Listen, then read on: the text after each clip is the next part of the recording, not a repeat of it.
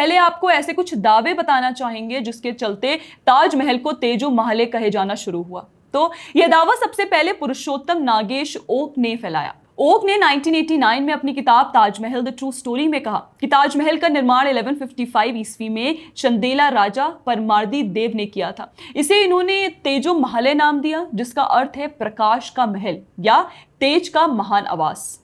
Okay के अनुसार इसे मोहम्मद गौरी के 12वीं सदी के आक्रमण में नुकसान पहुंचा। बाद में हुमायूं के हारने के बाद यह जयसिंह वन के पास गया। 1631 में मुमताज की मृत्यु के बाद शाहजहां ने इसे जबरन हासिल किया, हिंदू प्रतिमाओं को हटाया और इस्लामी शिलालेख जोड़े। बाकी ओक ने अपनी पुस्तक में यह भी लिखा है कि शाहजहां ने दरअसल वहां अपनी लूट की दौलत छुपा रखी थी, इसलिए उसे कब्र के रूप में प्रचारित किया गया। यदि शाहजहां चकाचौंध कर देने वाले ताजमहल का वास्तव में निर्माता होते तो इतिहास में ताजमहल में मुमताज को किस दिन बादशाही ठाट के साथ दफनाया गया उसका अवश्य उल्लेख होता।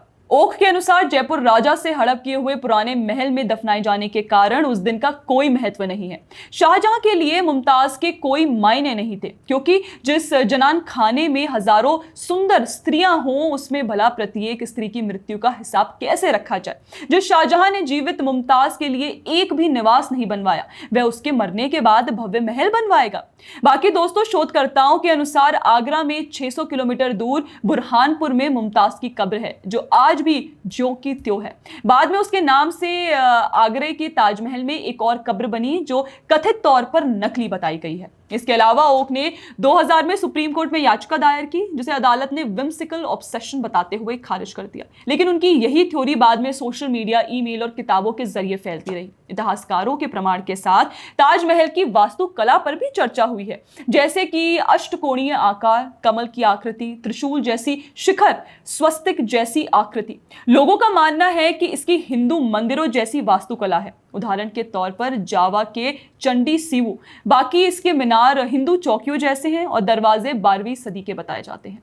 इसके साथ ही ऐतिहासिक रिकॉर्ड की अगर बात करें तो बादशाहनामा यानी शाहजहां के इतिहास में जयसिंह से एक हवेली प्राप्त करने का उल्लेख है। औरंगजेब के 1652 के पत्र में लीक्स की शिकायत है, जो एक पुरानी इमारत का संकेत देती है। बाकी इसका स्थान और प्रतीक भी कुछ की माने तो हिंदू मंदिर की आशंका जताता है, जैसे कि यमुना के किनारे केंद्रीय गुंबद, शिव की मुकुट जैसी, सांप के नक्शे। हिंदू मंदिर अक्सर नदी के पास होते हैं। इसके अलावा वहां के बेसमेंट को छिपाने की कोशिश बताई जाती है।